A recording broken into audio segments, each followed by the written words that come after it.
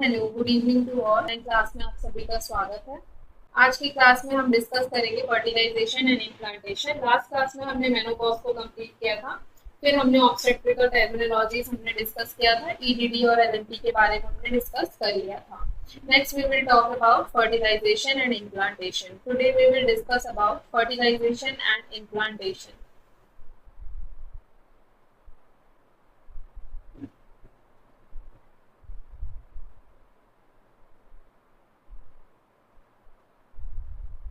Fertilisation and implantation में कुछ terminologies पहले मैं आप लोग को बताऊंगी। उसके बाद हम सीक्वेंस देखते हुए चले जाएंगे। First terminology is coitus activity. In fertilization सबसे फर्स्ट एक्टिविटी जो होती है वो होती है क्वाइटस एक्टिविटी। क्वाइटस एक्टिविटी में बहुत सारे मिलियन ऑफ स्पर्म इजैकुलेट होते हैं into the female reproductive system. Coitus activity में क्या होता है, मिलियन ऑफ स्पर्म इजैकुलेट होते हैं कहाँ पर, फीमेल रिप्रोडक्टिव सिस्टम में। उसको हम लोग क्वाइटस एक्टिविटी बोलते हैं। मिलियन ऑफ स्पर्म ejaculated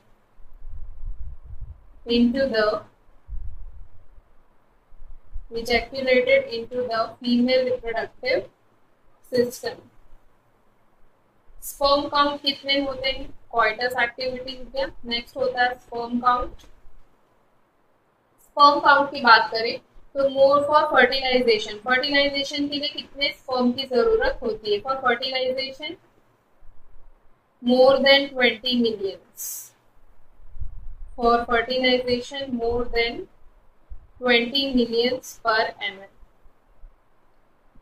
और पर इजैकुलेशन में कितने स्पर्म इजैकुलेट होते हैं? मोर देन 40 मिलियन स्पर्म इजैकुलेट होते हैं। मोर देन 40 मिलियन पर इजैकुलेशन। मोर देन 40 मिलियन पर ejaculation. Next term is oligospermia and polyspermia।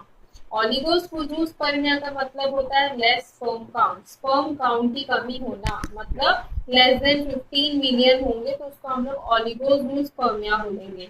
पॉलीजूस्पर्मिया को बोलेंगे मोर देन 250 मिलियन पर एमएल स्पर्म काउंट रहेगा तो उसको हम लोग पॉलीजूस्पर्मिया बोलते हैं। Next is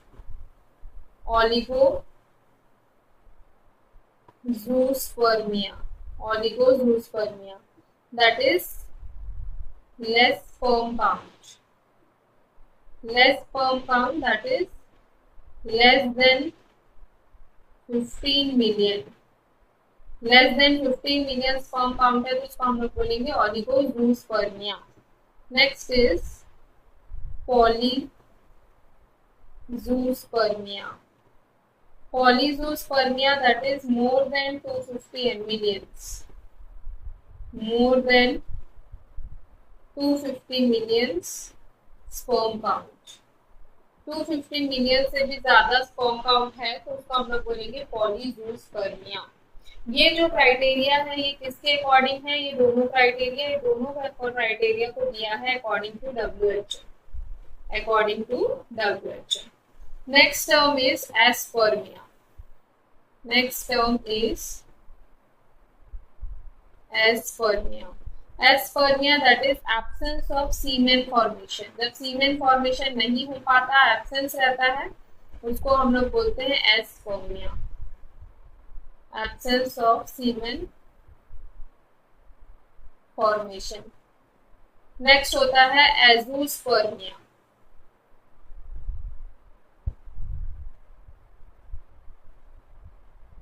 Azoospermia, that is absence of sperm in semen। absence of sperm in semen। अब हम जब देखते हैं साइकिल कि कैसे एक फर्टिलाइजेशन ऑकर होता है तो ये पूरा साइकिल के अकॉर्डिंग हम देखते चले जाते हैं। ये पूरे टर्मिनोलॉजी से आप देखते हैं फर्टिलाइजेशन कैसे होता है।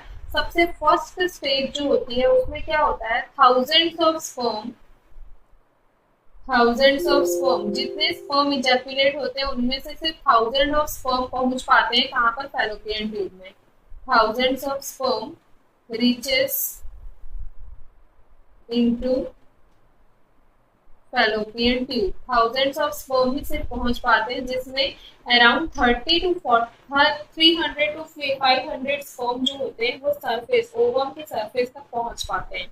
मिलियन ऑफ स्पर्म में सिर्फ 1000 ऑफ स्पर्म फैलोपियन ट्यूब तक पहुंच पाते हैं, और about 300 to 500 sperm reaches up to the surface of ovum.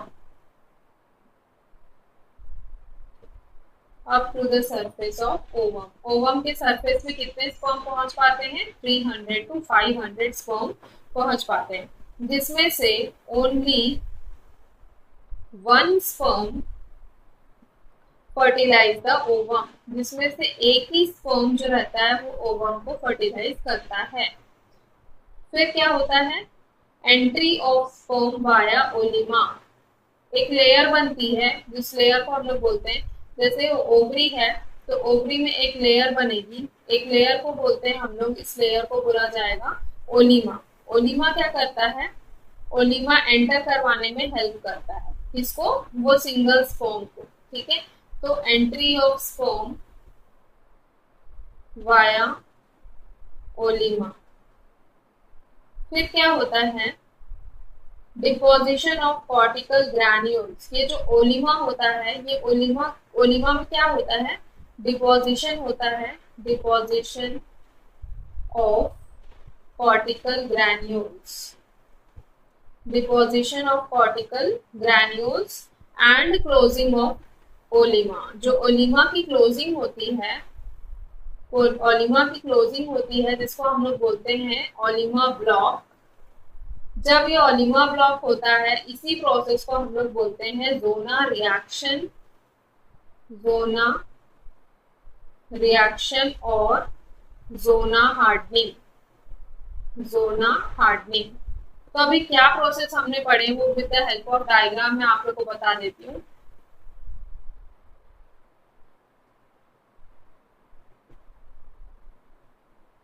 अभी क्या हो रहा है? During ejaculation sperm, million of sperm आए हैं, यहाँ पर ओवा है, तो मिलियन ऑफ स्पर्म इजैक्यूलेट हुए हैं। मिलियन ऑफ स्पर्म में से सिर्फ थाउजेंड्स ऑफ स्पर्म जो होंगे वो फैलोपियन ट्यूब तक पहुंच पाते हैं। इन थाउजेंड्स ऑफ स्पर्म में सिंगल ओवम, तो यहाँ पर एक लेयर बनती है, जिसको हम लोग बोलते हैं, यहाँ पर डिपोजिशन हो जाता है कॉर्टिकल ग्रैन्यूल्स का, जिसको एक लेयर बनाती है, उस लेयर को हम लोग बोलते हैं ओलिमा। ओलिमा क्या करता है? एक सिंगल स्पर्म को एंट्री करवाता है ओवा के अंदर। जैसे ही सिंगल स्पर्म एंट्री हो जाता है तो ओलिमा ब्लॉक हो जाता है। जब ये ओलिमा ब्लॉक होता है तो उस प्रोसेस को हम लोग बोलते हैं जोना हार्डनिंग, जोना हार्डनिंग। उस प्रोसेस को क्या बोलते हैं? जोना हार्डनिंग। अब क्या होता है? उन मिलियन ऑफ स्पर्म, उतने सारे स्पर्म में कैसे ओलिमा डिसाइड करेगा कि कौन से स्पर्म को अंदर लेना है? तो जैसे ये स्पर्म की स्ट्रक्चर होती है, स्पर्म की स्ट्रक्चर होती है, तो इस फॉर्म की structure, this is the part of tail, this is the part of acrosome, और this is the tip portion जो एक्रोसोम से बनकर बना होता है। यहाँ पर न्यूक्लियस होता है, यहाँ पर सेंट्रियोल्स होता है। Centrioles, it is the important part. उन मिलियन ऑफ स्पर्म में एक सिंगल स्पर्म होगा जिसके पास सेंट्रियोल्स होगा, और सेंट्रियोल वाला स्पर्म ही जाकर इजैक्यूलेशन में हेल्प करता है। सेंट्रियोल वाला स्पर्म ही सिर्फ एंटर कर पाता है because it has consist of specific morphology. इसकी मॉर्फोलॉजी बहुत स्ट्रॉन्ग होती है, तभी ये जाकर फर्टिलाइज। तो ओलिमा क्या करता है? डिसाइड करता है उन थाउजेंड्स ऑफ स्पर्म में से कितने सेंट्रियोल वाले स्पर्म हैं। तो एक सेंट्रियोल वाले स्पर्म होंगे तो उस इजैक्यूलेशन फेज में एक सेंट्रियोल वाला स्पर्म एंट्री करेगा, जोना हार्डनिंग की प्रोसेस होगी, ओलिमा क्या हो जाएगा? ब्लॉक हो जाएगा। मतलब एक स्पर्म एंटर हुआ तो फर्टिलाइजेशन की प्रोसेस यहाँ पर हो गई with the help of zona hardening. Zona hardening के फेज के बाद क्या होता है? ओवा का डेवलपमेंट होता है। ओवम और स्पर्म मिलते हैं, जोना हार्डनिंग हुआ, उसके बाद ओवम प्लस स्पर्म मिलेंगे, तो ओवा consist of 23, sperm consist of 23, तो टोटल होंगे 46, जो आगे चलकर क्या बनाता है? जाइगोट। ठीक है, आगे चलकर क्या बनाता है? जाइगोट। तो इसी का आगे कंटिन्यूएशन में आप लोग लिख लीजिए, इसके कंटिन्यूएशन में आप लोग लिखेंगे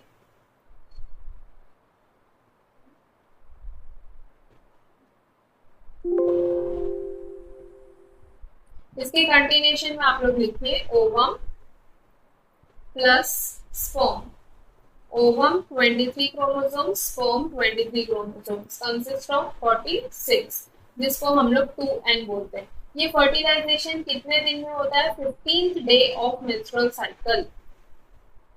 ये फर्टिलाइजेशन कब होता है? 15th day of menstrual cycle. ठीक है, तो ये जो होते हैं ये 46 क्रोमोसोम, जिस प्रोसेस को हम लोग क्या बोलते हैं? जाइगोट। जोना हार्डनिंग की वजह से क्या बनता है? जब ओवम के साथ स्पर्म मिक्स हो जाता है तो कौन सा प्रोडक्ट बनता है? जाइगोट बनता है। तो जाइगोट में भी अलग अलग होते हैं, एक एलोसोम होता है, एक ऑटोसोम होता है। ऑटोसोम किसको बोलेंगे? जैसे 44 क्रोमोसोम्स है, 44 प्लस एक्स एक्स और एक्स वाई, ये दो कंडीशन होंगे। ये जो एक्स वाई वाले कंडीशंस होते हैं, एक्स एक्स और एक्स वाई, इसको हम लोग बोलते हैं सेक्स क्रोमोसोम्स। ये सेक्स डिटरमाइन करता है कि बच्चा जेंडर फीमेल होगा कि मेल होगा। सेक्स क्रोमोसोम्स को ही हम लोग बोलते हैं एलोसोम्स। सेक्स क्रोमोसोम्स को ही क्या बोला जाता है? एलोसोम्स। और जो ये नंबर ऑफ क्रोमोसोम्स होते हैं, ये क्रोमोसोम्स को हम लोग बोलते हैं ऑटोसोम्स। ये क्रोमोसोम्स को क्या कहा जाता है? ऑटोसोम्स कहते हैं।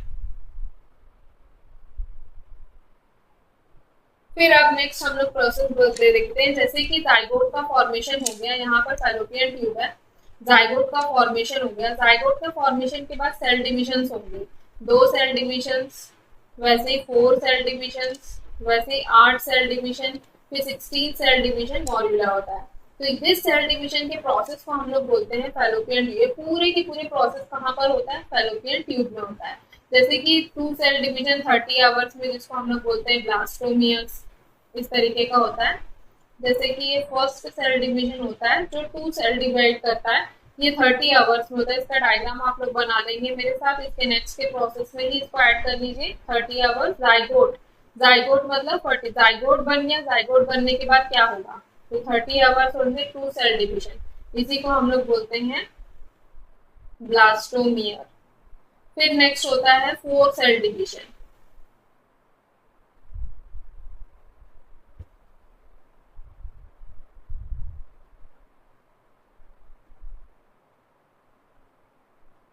फोर सेल डिवीजन, तो फोर सेल डिवीजन ये कब होता है? 40 to 50 आवर्स में, 40 से 50 घंटे में 4 सेल डिवाइड हो जाता है। फिर नेक्स्ट होता है 8 सेल डिवीजन।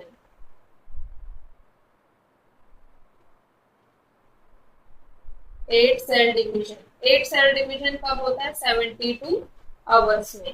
फिर नेक्स्ट होता है 16 सेल डिवीजन, इसमें आप लोग अपने तरीके से बना लीजिए। 16 cell division, 16 cell division it is the important part, this is the process of morula. Morula बनता है। मॉड्यूला कौन से आवर्स में बनता है? 96 आवर्स में। 96 आवर्स या फिर 4 डेज बोल सकते हैं। तो 4 दिन में डेवलप होता है मॉड्यूला।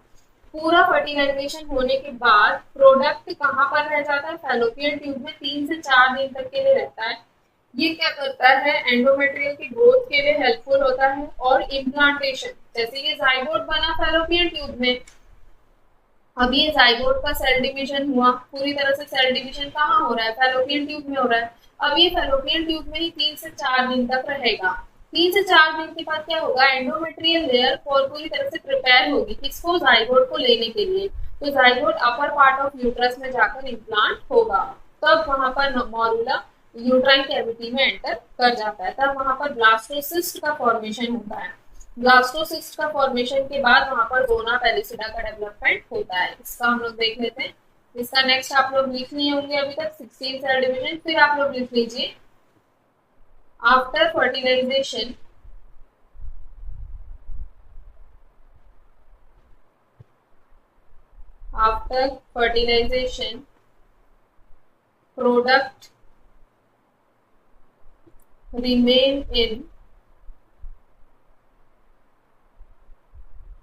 product remain in fallopian tube for 3 to 4 days. It helps in better endometrial growth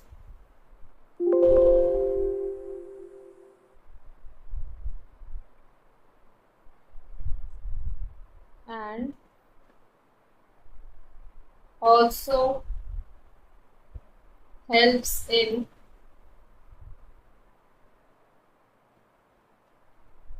implantation of zygote in upper part of uterus. upper part of uterus में जाकर वो implantation हो जाता है. इम्प्लांटेशन होने के बाद क्या होता है, अब क्या हो रहा है, इम्प्लांटेशन के प्रोसेस किसको बोल रहे हैं हम लोग, अब मॉर्यूला कहाँ जाएगा, now morula enters into uterine cavity. अब वो यूट्राइन कैविटी में एंटर करेगा. मॉर्यूला कहाँ पर एंटर कर रहा है, यूट्राइन कैविटी में. यूट्राइन कैविटी में एंटर करेगा तो उस प्रोसेस को बोलते हैं ब्लास्टोसिस्ट. तब वहां पर डेवलपमेंट होगा किसका, फॉर्मेशन ऑफ ब्लास्टोसिस्ट. ब्लास्टोसिस्ट में सेल का डेवलपमेंट हो जाता है, 16 to 128 सेल्स बन जाते हैं ब्लास्टोसिस्ट में. ब्लास्टोसिस्ट कुछ इस तरीके का नजर आएगा आप लोग को.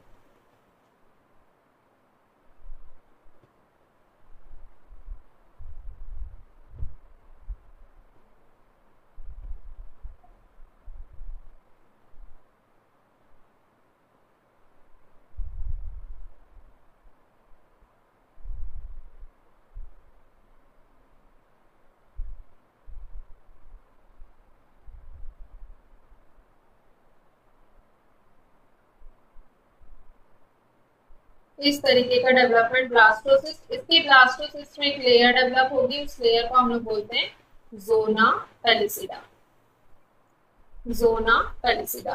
जोना पेलिसिडा क्या होती है, एक म्यूकस की कवरिंग होती है मॉर्यूला के बाहर जो म्यूकस की कवरिंग होती है उसको हम लोग बोलते हैं जोना पेलिसिडा.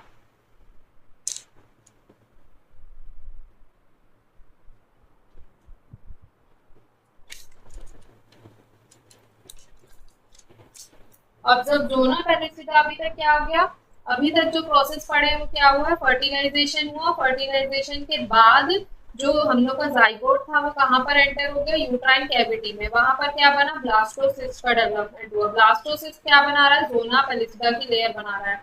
अब डिसअपियरेंस होता है जोना पेलिसिडा का, disappearance of zona pellucida. Zona pellucida का डिसअपियरेंस होता है जिसको हम लोग बोलते हैं जोना hatching.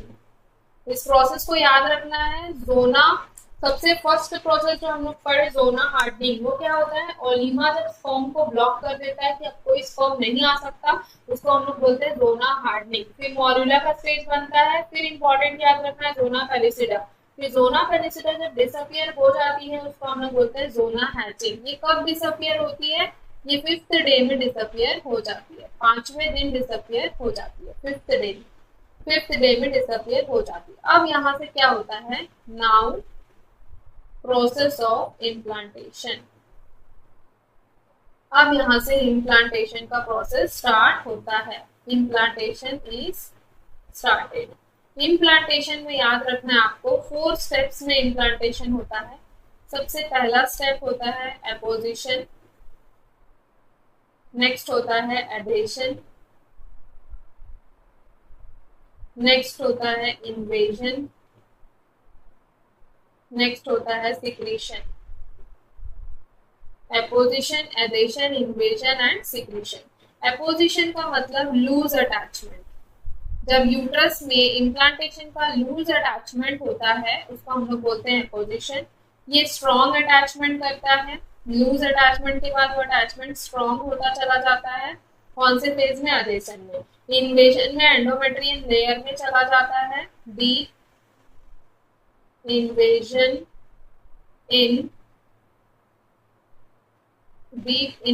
In endometrium.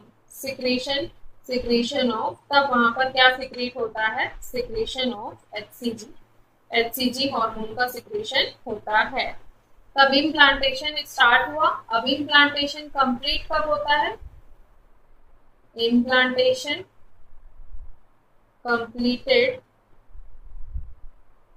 10 to 11th day. 10 से 11वें दिन में इम्प्लांटेशन कंप्लीट हो जाता है. Implantation completed 10 to 11th day of fertilization. Fertilization. और ओवरऑल इम्प्लांटेशन मतलब पूरी तरह से जाइगोट अटैच हो गया एंडोमेट्रियम से, वो 4 से 5 दिन में हो जाता है।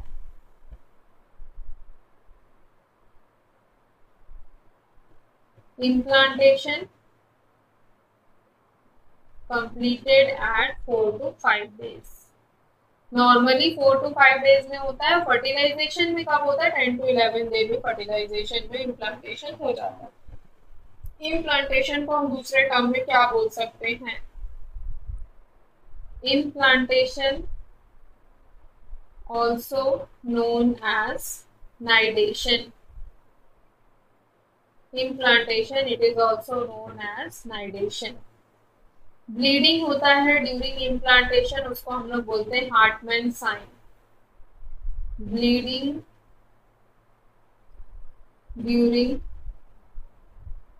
इम्प्लांटेशन, ब्लीडिंग होता है इम्प्लांटेशन के टाइम में, उसको हम लोग बोलते हैं हार्टमैन्स साइन। और हार्टमैन सॉल्यूशन भी होता है, जैसे आरएन हो गया, आइसोटोनिक क्रिस्टलॉइड सॉल्यूशन होता है, हार्टमैन सॉल्यूशन होता है।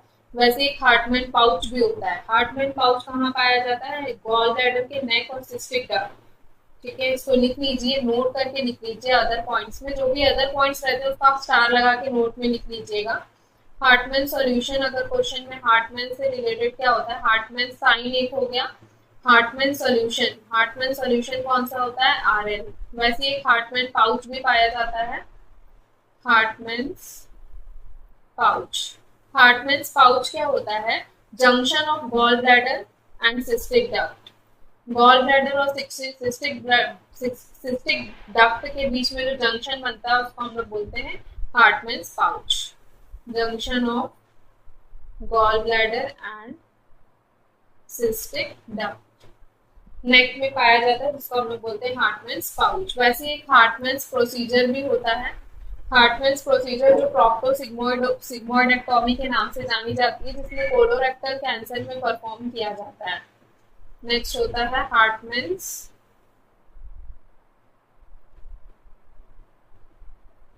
Hartmann's procedure. हार्टमैन्स प्रोसीजर होता है प्रोक्टोसिग्मोइडेक्टोमी। ये हार्टमैन्स प्रोसीजर किसमें परफॉर्म करते हैं? Perform in case of colorectal cancer. Colorectal cancer में परफॉर्म किए जाने वाला प्रोसीजर होता है Hartmann's procedure. Hartmann colour coding test भी होती है। 4 कलर कोडिंग होती है जो पर्सनालिटी टेस्ट के लिए देखी जाती है। हार्टमैन्स कलर कोडिंग टेस्ट बोलते हैं इसको, जो किसके लिए परफॉर्म की जाती है? पर्सनालिटी के लिए। इसमें कोडिंग्स के हिसाब से पर्सनालिटी को डिफाइन किया गया है, जो आप लोग साइकेट्रिक में पढ़ेंगे। Blue colour, orange colour, green colour and golden colour. ये कलर कोडिंग के हिसाब से पर्सनालिटी को डिफाइन किया जाता है। तो this is some important point regarding Hartmann's word.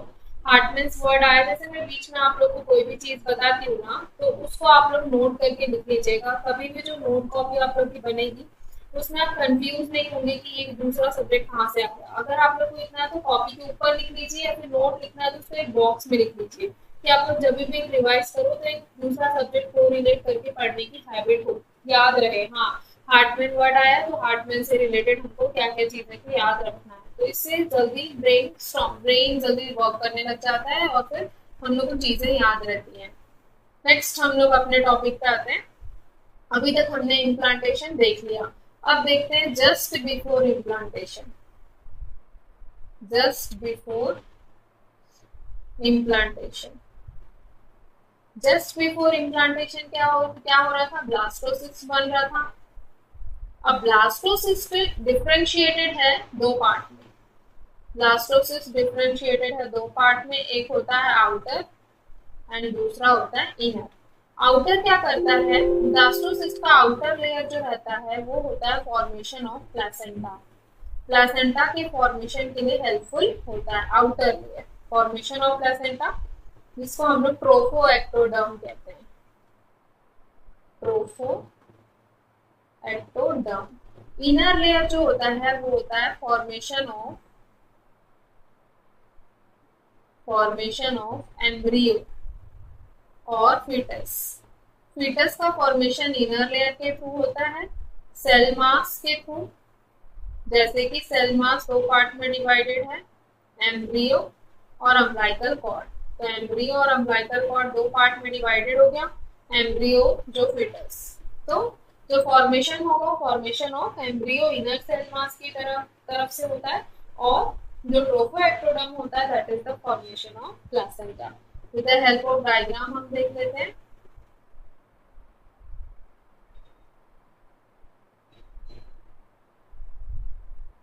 ये ब्लास्टोसिस्ट की लेयर है, आउटर लेयर, ब्लास्टोसिस्ट की इनर लेयर। जो इनर सेल मास है, इनर सेल मास जो क्या बना रहा है, एम्ब्रियो। ठीक है, ये क्या बनाता है, एम्ब्रियो या फीटस।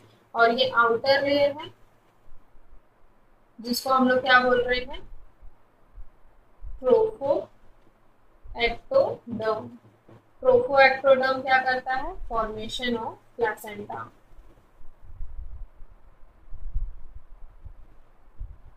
Formation of placenta. अब नेक्स्ट हम लोग देख लेते हैं, ट्रोफोएक्टोडर्म भी डिफरेंशिएटेड है दो पार्ट में।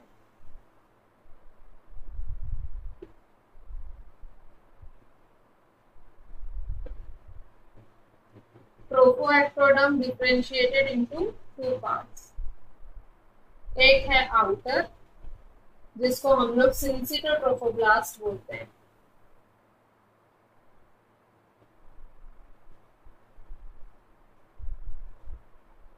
और एक होता है इनर जिसको हम लोग बोलते हैं साइटोट्रोफोब्लास्ट। जो सिंसिटोट्रोफोब्लास्ट होती है वो क्या क्या चीजों को सिक्रेट करती है, सबसे पहली चीज secrete HCG hormone. Secrete HCG hormone syncytiotrophoblast से क्या क्या चीजें बनती है, और ये बैरियर होता है, मतलब जो प्लेसेंटल बैरियर डेवलप होता है वो सिंसिटोट्रोफोब्लास्ट में होता है। Barrier between maternal and fetal blood, barrier between maternal and fetal blood, इसी को हम लोग बोलते हैं hormonal unit of placenta. Next इसी में हम लोग detection of HCG in blood, syncytiotrophoblast के थ्रू ही एचसीजी का सिक्रेशन होता है, तो ब्लड में डिटेक्शन पता चल जाता है एचसीजी का। ये कब होता है, बेस्ट डिटेक्शन अगर बोला जाए, बेस्ट डिटेक्शन कब होता है, ये होता है 8th to 9th day of fertilization. 8th to 9th day of fertilization best detection होता है एचसीजी का, किसमें, ब्लड में। नॉर्मली देखेंगे तो 1 वीक आफ्टर फर्टिलाइजेशन। और यूरिन में जो होता है, यूपीटी में बेस्ट डिटेक्शन होता है एचसीजी का, यूपीटी में वो होता है 4th to 5th day of missed period. 4th to 5th day of missed period, period miss हुआ उसके बाद अगर वुमेन जाती है 4 से 5 दिन के बाद यूपीटी कराने प्रेगनेंसी टेस्ट, तो एचसीजी हार्मोन का प्रेजेंस दिख सकता है। This is all about the fertilization and implantation. Just एक ब्रश अप ले लेते हैं, फर्टिलाइजेशन एंड इम्प्लांटेशन में हमने क्या क्या चीजों को डिस्कस किया। Fertilization, what is coitus activity, जब मिलियन ऑफ स्पर्म इजैकुलेट होता है फीमेल रिप्रोडक्टिव सिस्टम में, उसको हम लोग बोलते हैं coitus activity. Next sperm count, fertilization, for fertilization more than 20 million होते हैं और more than 40 million ejaculation. Oligospermia less sperm count, less than 15 ml, Polyspermia more than 250 ml। Next फिर हमने देखा aspermia, absence of sperm formation, angiospermia, absence of sperm in semen. Thousands of fertilization कैसे होता है, thousand of sperm कहाँ पर जाते हैं, फैलोपियन ट्यूब में। फैलोपियन ट्यूब में जाने के बाद कुछ 300 to 500 स्पर्म ही सिर्फ सरफेस ओवम के सरफेस तक पहुंच पाते हैं। जिसमें से एक ही स्पर्म फर्टिलाइज होता है, एक ही स्पर्म फर्टिलाइज होता है। वो कौन सा स्पर्म होता है? जिस स्पर्म के पास एंड्रियोल्स प्रेजेंट होता है। तब वहां पर जो स्पर्म की एंट्री होती है वो कौन करवाता है? ओनिमा करवाता है। जब ये ओनिमा ब्लॉक हो जाता है उस फेज को हम लोग क्या बोलते हैं? जोना हार्डनिंग बोलते हैं। जोना हार्डनिंग हो जाता है उसके बाद क्या बनता है? जाइगोट। जाइगोट का फॉर्मेशन जब होता है, जाइगोट का फॉर्मेशन तब 46 क्रोमोसोम्स डेवलप होते हैं, जिसके बाद 2 cell division, 4 cell division, 6 cell division, 8 cell division, तब मॉर्यूला बनता है। जब मॉर्यूला का डेवलपमेंट हो जाता है, मॉर्यूला का डेवलपमेंट 96 आवर्स मतलब 4th डे में होता है। मॉर्यूला जब कंप्लीट हो जाता है तब वो ब्लास्टोसिस्ट का डेवलपमेंट कहाँ पर करती है? यूट्राइन कैविटी में। तब वहां पर एक जोना पेनिसिडा की लेयर बनती है। जोना पेनिसिडा डिसअपियर होता है 5th डे में। जिस प्रोसेस को हम क्या बोलते हैं? जोना हैचिंग। इम्प्लांटेशन स्टार्ट होता है 4 प्रोसेस में। एक लूज अटैचमेंट होता है जिसको हम लोग एपोजिशन बोलते हैं। स्ट्रॉन्ग अटैचमेंट होता है जिसको हम लोग एडेशन बोलते हैं। डीप इन्वेजन इन एंडोमेट्रियम जिसको इन्वेजन बोलते हैं। एचसीजी का सिक्रीशन जो करता है उसको हम लोग बोलते हैं सिक्रीशन फेज। ये 4 फेज के द्वारा इम्प्लांटेशन होता है। इम्प्लांटेशन कंप्लीट कब होता है? मोस्टली 4 to 5 डे में फॉर फर्टिलाइजेशन के through 10 to 11 day of fertilisation.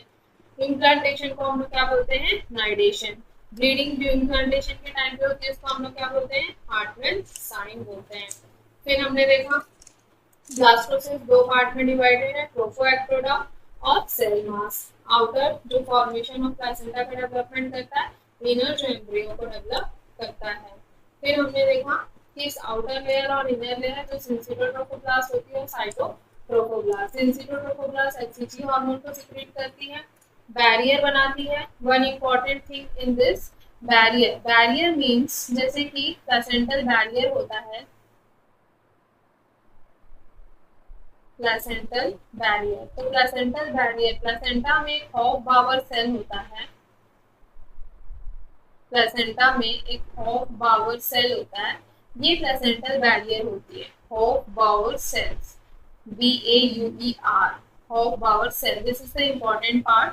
Placental barrier का काम करती है जितनी भी टॉक्सिक चीजें होती हैं जो मदर से फीटस में जा रही हैं, तो उन चीजों से बचाता है। जिस भी मदर के पास ये प्लेसेंटल बैरियर प्रेजेंट होगा तो हर फीटस को कोई भी डिजीज होने के चांसेस कम हो सकते हैं। तो प्लेसेंटल बैरियर हॉफ बावर सेल पाई जाती है उसमें।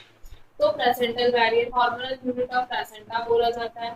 Detection of HCG in blood, blood में 8 to 9th day of fertilisation में और यूनिटी में 4 to 5th day of miss period. So this is all about our topic fertilization and implantation. Next class में हम discuss करेंगे placenta के बारे में, फिर हम डिस्कस करेंगे एमनियोटिक फ्लूइड के बारे में, फिर उसके बाद हमारा बेसिक ऑब्स्टेट्रिक्स खत्म होगा। प्लेसेंटा और एमनियोटिक फ्लूइड के बाद हमारा बेसिक ऑब्स्टेट्रिक खत्म होगा। फिर हम आएंगे फिजियोलॉजिकल चेंजेस ड्यूरिंग प्रेगनेंसी, फिर हमारा लेबर, फिर डिजीज कंडीशंस उस तरीके से स्टार्ट होंगी। तो आप लोग की आई होप मेरी क्लास आप लोग को समझ में आ रही होगी। Thank you for attending this class. Thank you so much.